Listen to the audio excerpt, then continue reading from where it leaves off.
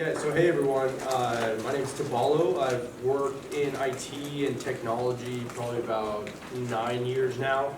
I'm more kind of classically trained as a solution architect and full stack development. Within the past several years, I've been more focused on kind of the emerging tech, deep tech space, so Edge AI. I've been in blockchain since about 2017. And then currently what I do is I lead the Forward Texas DAO along with Dennis. We're focused more on decentralized government. So we're kind of nerds about how do you actually do code as law as a city and a municipality. Robert's Rules of Order on blockchain, and actually focus on workforce development and workforce transitioning. So we're purely educational MO. And then I also work as the head of the AI lab and engineering with Nick. So like we're pretty, it's ironic where there's a lot of sort of Venn diagram overlaps, and in that line of work what we do is I head the engineering, so it's either taking immediate client feedback. We primarily work with SLED, so small local education and mid-market companies, and we'll either do tailored solutions consulting, usually kind of data wrangling and chaos management. Data plumbing is another easy way people understand it, but and then also product development. So we'll take in problems and sort of incubate products. All right, hi everybody. My name is Nick James. I'm the CEO, founder of WhiteGlove AI. We're local here in Frisco. My background: 8 years in the Marine Corps. Hoorah! Did you say hoorah or hooah? Hooah. Just kidding. Army and Marine Corps give each other a hard time. Same team. So 8 years Marine Corps. Started IT cybersecurity in the Marine Corps. I've done everything from security operations, nation-state combat and defense, to risk management. I've worked at Deloitte, Bank of America, AWS, companies like that. I was once in the Web3 space. I built a pretty sizable Web3 community here in North Texas called Web3 Texas. I see a lot of familiar faces. Matt was actually there with me at a crypto meetup when I thought up the idea, and he encouraged me to do it. But moved on since then into AI. I founded WhiteGlove AI in October of 2023.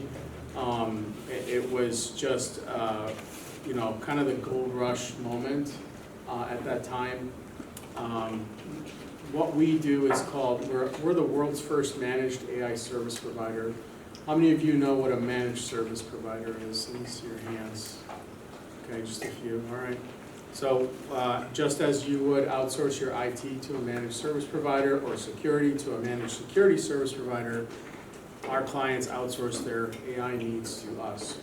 So we manage their implementations, we implement it and then we manage it. Some of our client examples are like the City of Frisco's client, McKinney, Anna, Louisville. Work with a lot, like Tobalo said, work with a lot of state and local agencies, Anna ISD, Prosper ISD, and all the way up to big companies like MasterCard.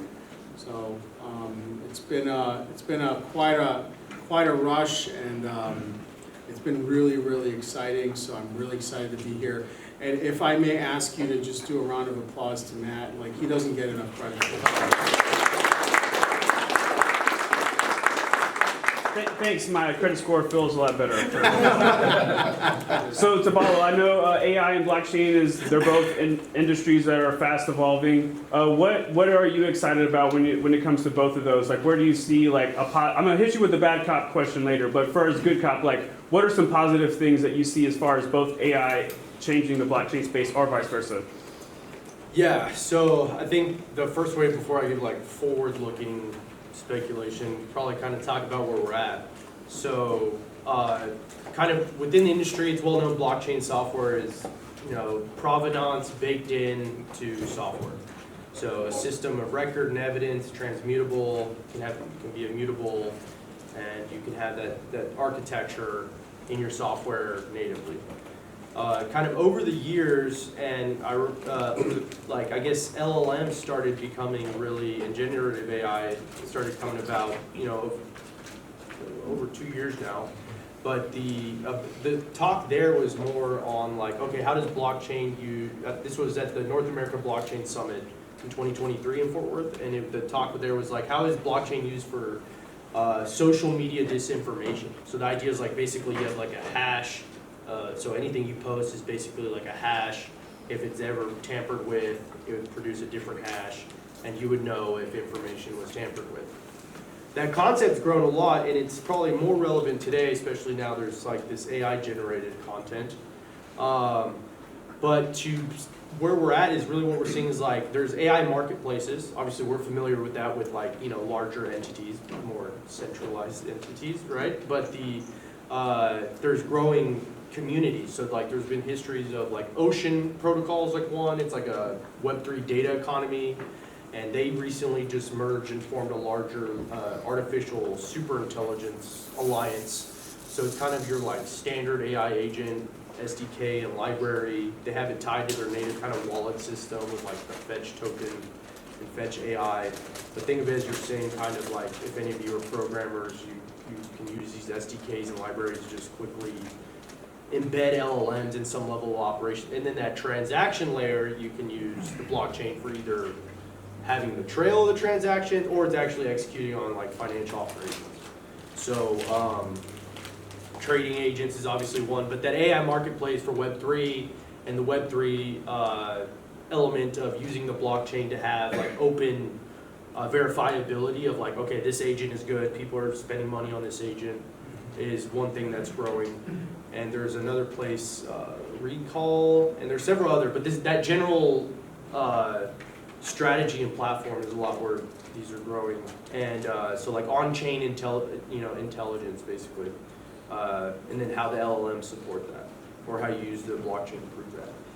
Another thing that actually just happened recently is there's a group called Prime Intellect, and what they did is they actually developed a 32 billion parameter model reinforcement learning training through decentralized compute. So you could basically contribute your compute, and they did distributed training in building those weights on that type of model. So that's another one. And then the marketplace of renting GPUs. So there's your traditional, cloud one, and then there's also Web3 ones where you can rent GPUs through kind of a Web3 way and using dApps or a certain blockchain as the ecosystem.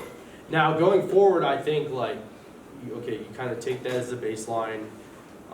One area is like AI to AI communication is like, okay, if everything's going to be AI, IPv6, you have to have some way of needle in the haystack of like, okay, this AI just turned off all my Cisco routers or something like that, So there's kind of these like things you have to think about. So I think AI machine-to-machine communication is another big one. I think this like tethering of how the next generation of like telecommunications and satellites and how that pertains to AI and blockchain movement. Kind of like, okay, so if there's going to be space commerce, you're not going to move gold through space. So obviously blockchain, crypto, Bitcoin, things of that nature would be a far more explainable means of value. And then AI agents and trading agents is a big one. DeFi, Coinbase is building a bunch of AI agents, stuff that you can execute trades on your behalf. And to be honest, what the models are good at is they generate tokens. So they can be reasoned, you can add context, but really keeping that in control and scoped. And then again, just the basic chain of record, chain of custody is just think of those things and maybe apply it to your niche or use cases. That's where I'd get creative. Awesome. So I know AI changes a lot, and I know, Nick, you're in the thick of AI. One of my favorite questions to ask anyone, honestly, whatever industry is, what are you learning right now, or what are you excited about when it comes to AI? What are some new stuff that you're dealing with on a day-to-day basis, or just in general? I'm really excited about the democratization of creation. This is probably in the history of our species been the most permissionless, and I use that term in the context of the permission to do something, not in the terms of, you know, Web3, but this is the most permissionless time in the entire history of our species. You don't need as much resources or capital to really execute your idea. In fact, just 2 weeks ago, I did a live stream. We have a media brand called the AI Executive, where we record every week, we talk about news and things like that. I put it out there and said, hey, I'm gonna build an entire business from scratch in under 60 minutes, okay? Made a bold claim, only because I did it at SMU in a private enclosed environment that Tobalo was with me, and I proved it out. And I put a survey out there, say, hey, if you have a business idea, put it in here, and I'll build it live for you. And so we picked one. It was a private equity deal flow management system. And so live, I was able to build the logo, brand kit, business plan, pitch deck, landing page, and probably about, I would comfortably say about 40% of the app, okay? These workflows exist, and the reason I say it's democratized is because it doesn't cost a whole lot. It's very cheap, it's very inexpensive. You can scale you, and I think that's what's really exciting. And then I would say the other thing I'm really excited about is sort of this agent-to-agent communication, and agents really freeing up humans to do what we were put on earth by God to do, right? It's really important to understand that we've been, I call us data couriers or data shovelers.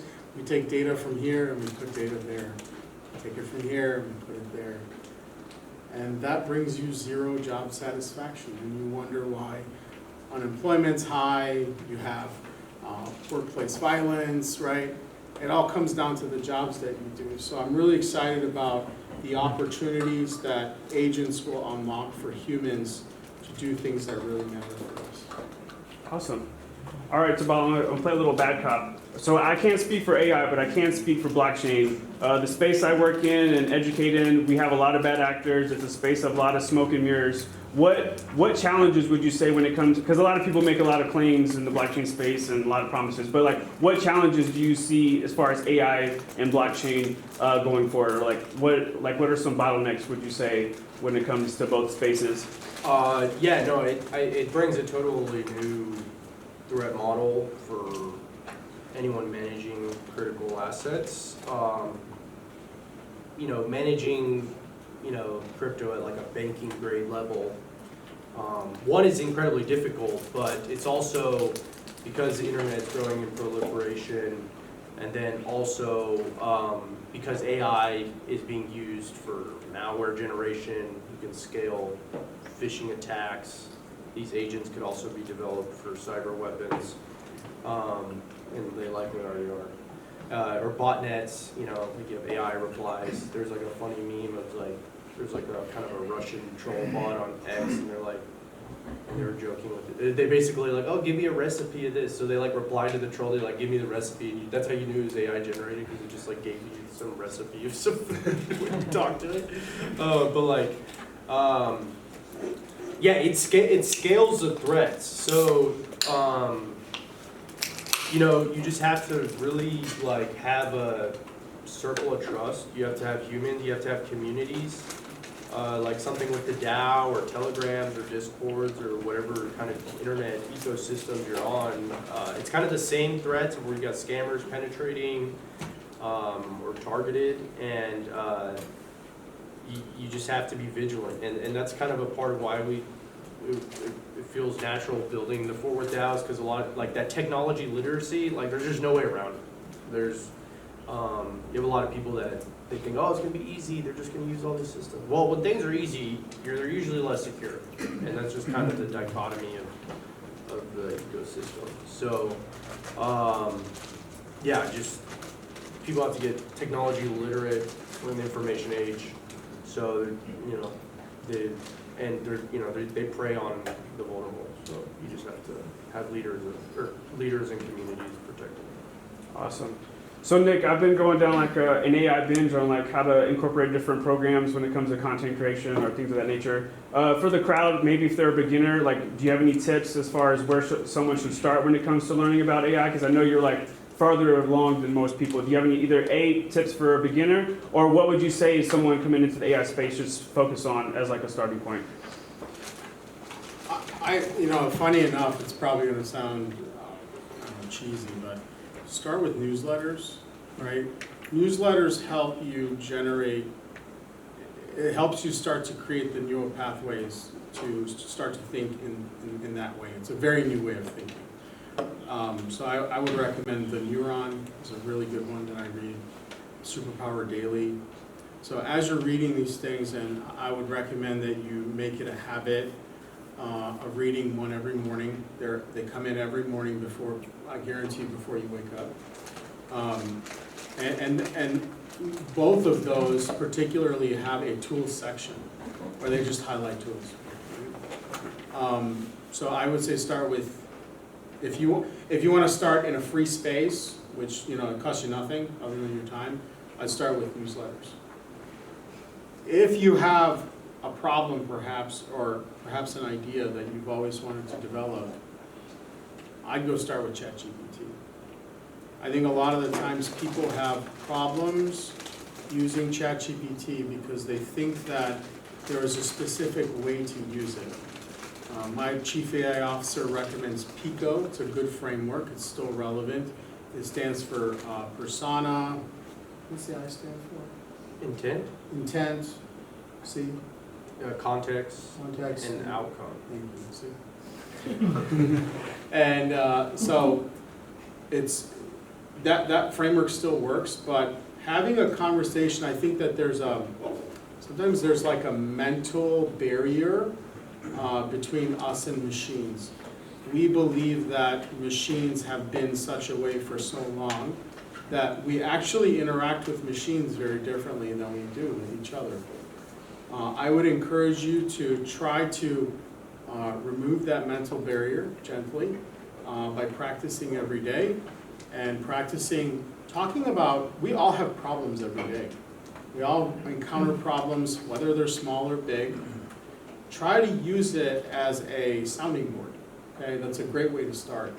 So I would say either start with the newsletters if you don't want to jump into the tools right away, but the best and absolute best tool that you can use, hands down, I would say regardless of time, despite all the other competitors out there, I would 100% say it's still ChatGPT. There are other models that are really good at other things, like Claude perhaps is really good at coding.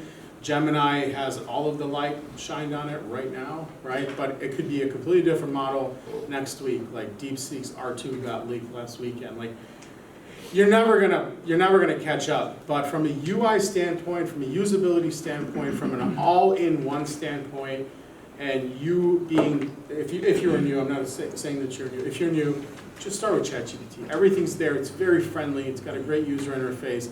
A lot of the times you don't have to go tell it to search for things. It just understands your intentions, right? And it'll just go search for you. You don't have to click on search. So I would say those two places. And notice I didn't say go take a course, because that's 100% not the thing to do, okay? Don't go waste your time trying to memorize and then trying to regurgitate it. That is the old way of learning. In fact, that's not even learning, okay? And I know that's jostling for some of you to hear. And it could be a bit counterculture to those of you who are well educated. I give you props, but this new world, you have to act.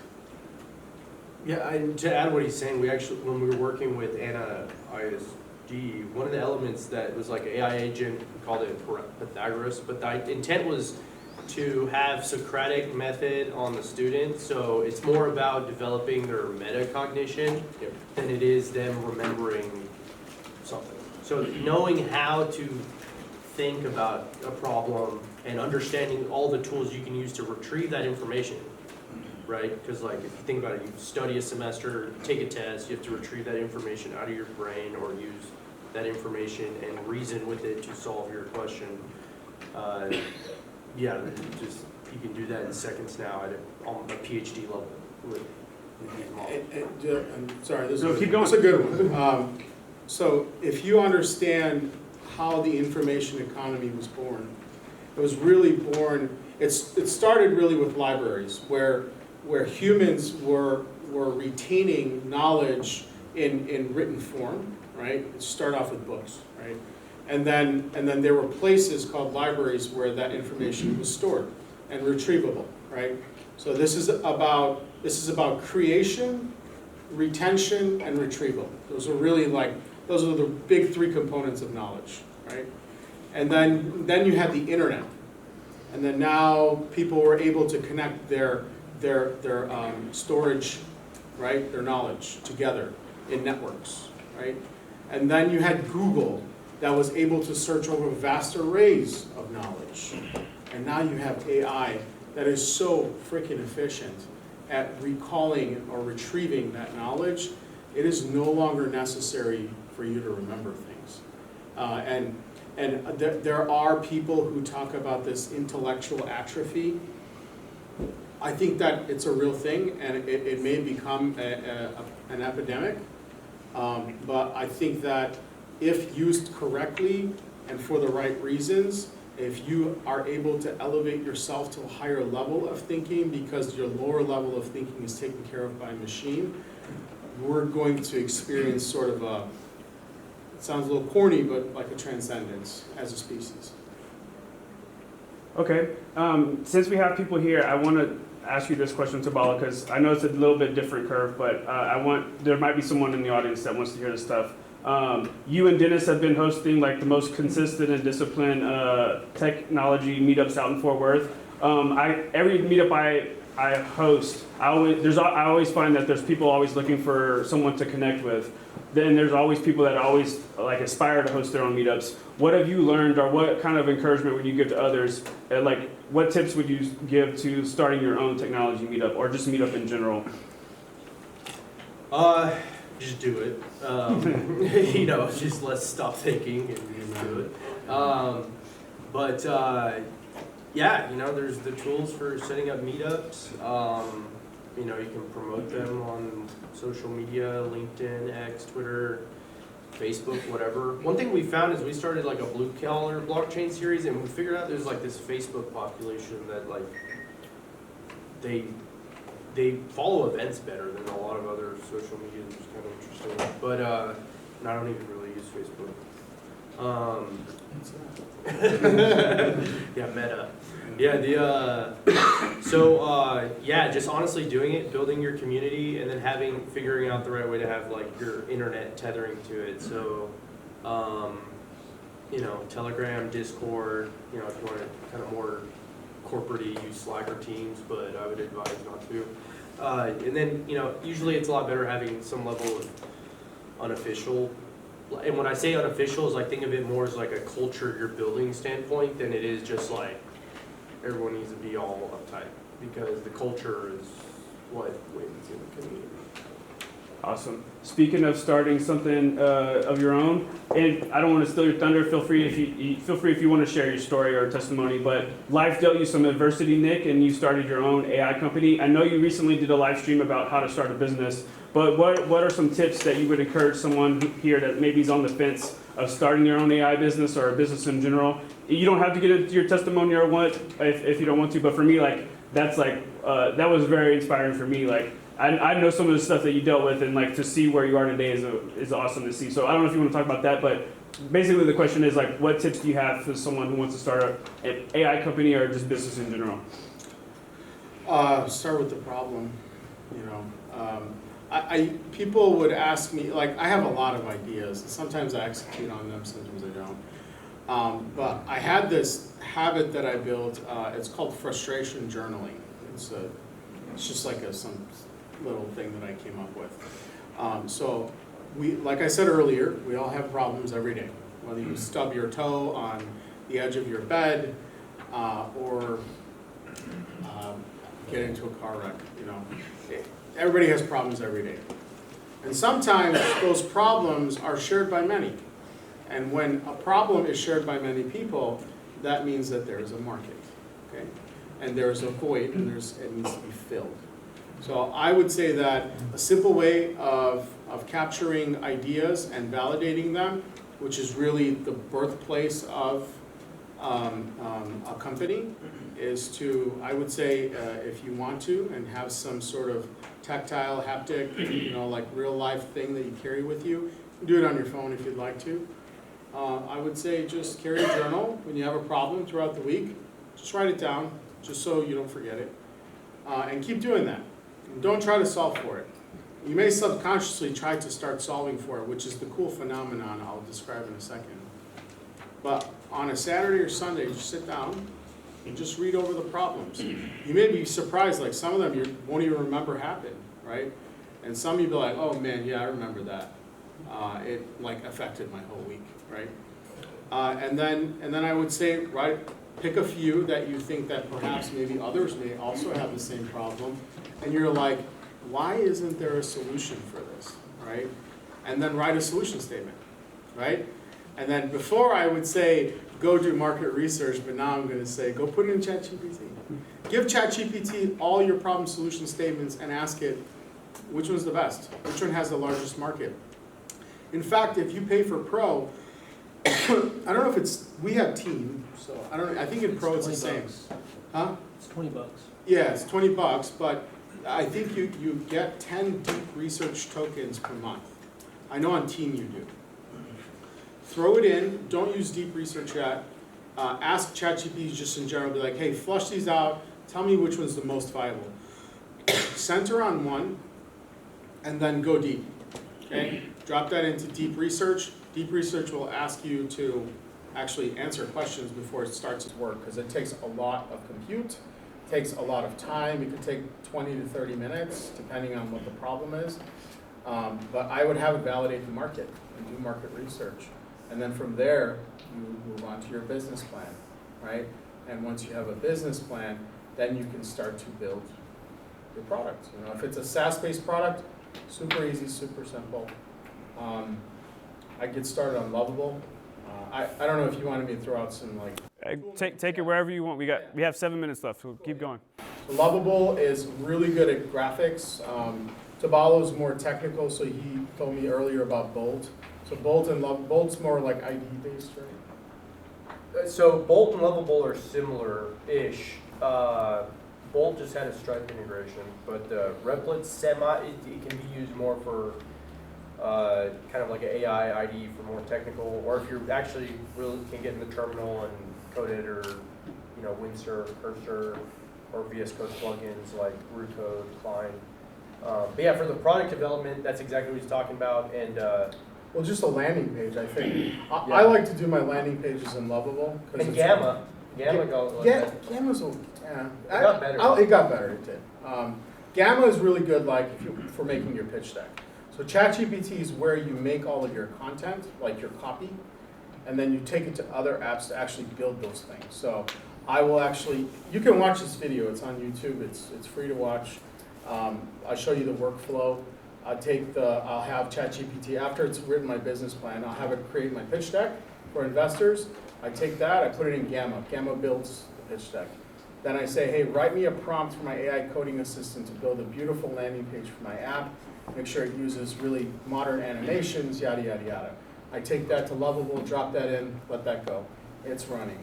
Then I say, hey, I need you to build a very detailed prompt with all references to any third-party libraries. Make sure that they're open source with commercially available licenses like Apache 2.0, MIT, and then it'll write out the prompt for the app builder. Then I go to Replit, which is a favorite of mine, and then I build the app in Replit. And from there, you can host on Replit, you can connect your domain in Lovable, and I mean, it's so freaking simple. Every one of you can do it, I guarantee you. How about the Firebase? Firebase is good? Fiverr? Firebase. Firebase is a hosting platform from Google, which one of the code is it Data Button that uses Firebase? No, Firebase. Firebase Q Studio. Oh yeah, they do have a. Yeah, It's that's like like Google's Bolt. Oh almost like yeah. almost I don't know. I like haven't tried it. Bolt and Lowell, almost all three are compatible. Yeah, I know the big guys are. Yeah, so Supabase came out of Firebase. Supabase is like the open source Firebase. A lot of people got mad at paying Google so much money, so they made Supabase. But yeah, no, Firebase works. Firebase For a works. backend. A lot of those are like backends as a service. You know, and All the database. AWS has App Builder too. So these hyperscalers have their own versions of these tools, but these tools just are far greater. I mean, in my opinion. Yeah. But I can't speak for Firebase and Studio. Firebase Studio, they came recently, like most I 3-4 know. weeks. Yeah, back. if you're in the Google ecosystem, that might make sense. Mm. Just jump in. What would be equivalent to a Microsoft Copilot Studio or? Cancel your license. Yeah. The Microsoft, they have what, Power Apps? I don't know, to be honest, I would just I'd stay away. use their databases. For the enterprise, bigger companies, that you have. I know. Bigger what com- you're saying. I would- the governance. To be and all honest, the- I would do Palantir Foundry. Yeah, So much better. So, what I've been doing on some stuff on Grok is, we'll write smart contracts. So you can use smart contracts and stuff like that for anything from, and database it, like right on Solana blockchain. And it writes all the code. I'm not a great coder or anything like that. I do a little bit of coding, but, I mean, being able to go into AI and just like plug that stuff in and then debug it and everything like that, writes contracts, writes everything. Even securing sites with YubiKey. I've done some stuff like that with having the AI code it for me to like secure pages with YubiKey. It's interesting stuff, though. I mean, yeah, that was one thing we Dennis and I with the Fort Worth DAO we talked about last time we did a TCU workshop, and I did like an AI agent workshop at TCU where I was showing their engineering students, hey, you can build a local AI agent, 5 lines of Python, way easier than you think it is. You know, don't be scared of Python or the terminal. There's a big hurdle where people are like, I'm not technical. It's like, you know how to read, right? So. I don't want to be sorry. I don't want to be dismissive of Microsoft, sir. So you can in VS Code. They have plugins that I believe you can locally host. There are coding plugins like Klein is one of them that you can pull out of. It depends what you're trying to build, because because like the thing at enterprise levels, like you have to roll your own. You know, there's all this corporate security you have to do, audit logging, MFA, federation and all that stuff. So yeah, at enterprise you can't really vibe code. You can't just bring vote in or not vote in because there's so much governance around it. Right. Yeah. But they say, we're going to rely on GCP or Microsoft. It's better. For the data tier, yeah. But like in terms of like enterprise low code integration, Palantir Foundry is really disrupting. Or just build it outside. Or Without build, any- or hook You it could- directly. I mean, there's IP concerns there, but that's a good line of thought. You could build it, vibe code it in a sandbox environment, right? With fully controlled.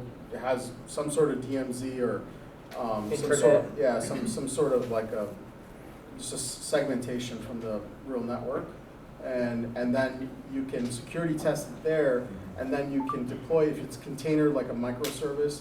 You can containerize it and just deploy it in the environment after it's approved by your application security team. So any closing remarks, or how can folks here find you, find out more about the lovely Nick James and Tobalo? Any closing remarks, or how we follow you guys? I mean, if you want to reach me, probably X is the best. Tobalo TV, Tobalo TV. I'm easy to reach there. I'm on LinkedIn. And in terms of closing remarks, I challenge everyone to embrace their technical acumen. I think it's a good skill set to have, and then just in terms of blockchain and AI, like Arizona is just voted to have a Bitcoin bill, so it's going to their governor. If you don't have digital assets or crypto, the governments are about to buy it, you still, it's not really a point of convincing people anymore. It's just like, BlackRock has almost 200,000 of them, so, yeah. And I would just be curious and help teach and educate. And if you guys need more, if you want to follow up with us, connect with us, whether it's AI related or even just kind of tech community related, I'm happy to share my network or how I can be of service. WhiteGloveAI.com. I'm on LinkedIn. Probably the first Nick James to look for. We also are releasing, Tobalo and his team are working on it, the world's first agent-led consulting platform. So the consultants are not humans, they're agents. Second, it's a white glove. White glove, like a Glove. white glove. .com. AI.com. Yeah. And then vcaio.ai. Go join the wait list. What are you thinking, May? End of May? Hopefully. Yeah. 6 weeks. Yeah. So rapidly developing it. It's a platform. So we've developed our own AI adoption and management framework. It's absolutely free to use. It's open source on a Creative Commons 4.0 attribution license. And so you can go out, it's on our GitHub. You can go to AIAMF.ai, download it from there. We developed it in accordance with ISO 42001, which for some of you may know, that's the AI management system, the NIST AI risk management framework, and so on and so forth. So what we're doing is effectively taking that document and we're turning it into an application. So this application facilitates safe, secure, and responsible AI adoption. Provides the pathway, the guardrails. It goes through all 6 layers. It facilitates discovery, use case management, stakeholder engagement. All of this is done through agents. So Awesome. It's really neat. It'll be done soon, so we'd love for you guys to just join the wait list, vcaio.ai, which stands for Virtual Chief AI Officer. Amazing. Well, thanks again for everyone coming. Normally at past educational events, we do like a Q&A section, but we have a great turnout, so I want to respect everyone's time. That way, in case you want to network or you need to get home and take care of the little ones or the puppies and cats and all that jazz. But I just want to say thanks again for coming out. If you have questions, I'll be here. Other people will be here. Give our speakers a clap, a round of applause, and